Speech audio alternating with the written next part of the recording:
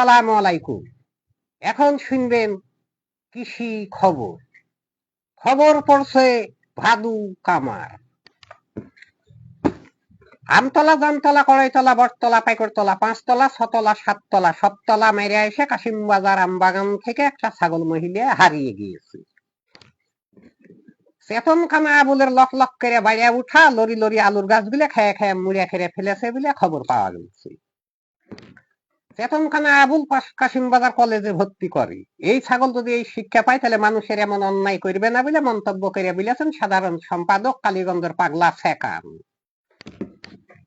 সেখানের পাগলামোর গতি বেড়ে যাওয়ার কারণে সেখানে পাবনা মেন্টালে ভর্তি করার নির্দেশ দিয়েছে ওই গ্রামের প্রধান মান্নান।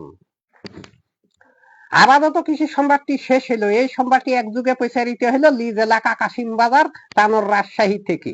খুদা হাফিজ।